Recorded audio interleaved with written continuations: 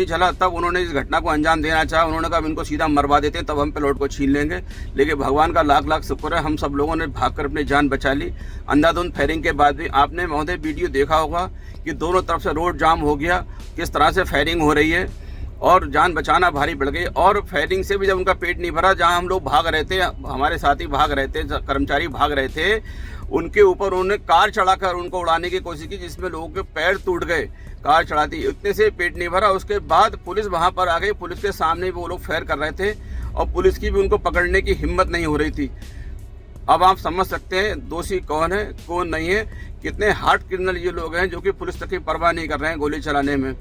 और हमारी तरफ से कोई फायरिंग कुछ नहीं। एक लड़का उसमें से राहगीर था कोई, जिसने, हम नहीं जानते कौन, जिसका नाम रोहित बताया जा रहा है, तमंचे से फायर इसका दिखा रहे हैं, सिंगल आदमी वो उसका दिखा रहे हैं तब फायर करता हुआ उसके लिए, और उसको हमारे केस में जोड़ा गया हमारे साथ में। आप इसकी सत्यता से जांच करा लीजिए, हम लोगों की लोकेशन निकाल लीजिए, हम कहाँ क्या है, क्या करते हैं क्या नहीं, और हमारे बारे में पूरी छानबीन कर लीजिए। हम कोई ऐसा काम नहीं करते जिससे हमारे समाज की, हमारी पार्टी की बदनामी हो।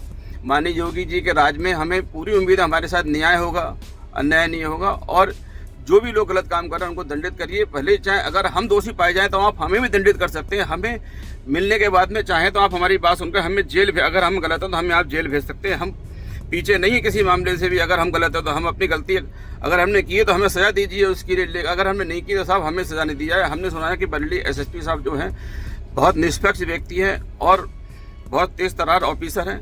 वो कभी किसी राजनीतिक का दबाव नहीं मानते हैं। यदि वो दबाव नहीं मानते हैं तो इसमें निष्पक्ष जांच कराई जाए और जो निष्पक्ष हो वही किया जाए। मैं माननीय योगी जी के पास भी जाऊंगा इस मैटर को लेकर।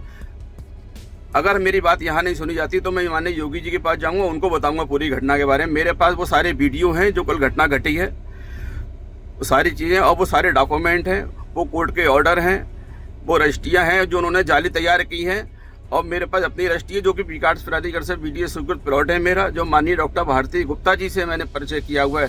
आप डॉक्टर भारती गुप्ता जी को बुलाकर उनसे पूछ सकते हैं उनका प्लॉट डिस्प्यूट था, किसका कब्जा था, किसका नहीं था, बता देंगे सब आपके लिए। हमने प्लॉट देखकर 30 साल 50 साल तक का रिकॉर्ड देखकर हमने पेपर देख कर प्लॉट खरीदा है। कोई धोखेबाजी, कोई जल्दबाजी नहीं, कोई ज़मीन नहीं घेरी है हमने। अगर हम गलत हैं हम आपको लिख कर देते हैं, एफिडेविट के साथ प्लॉट वहीं छोड़ देंगे, हम प्लॉट नहीं लेंगे, हमें नहीं चाहिए प्लॉट। इस तरह का अगर कहीं लगता है तो आपसे निवेदन है, आप इसकी गहनता से, सत्यता से जांच करिए, जो दोषियों के खिलाफ सख्त से सख्त कार्रवाई करिए। धन्यवाद महोदय।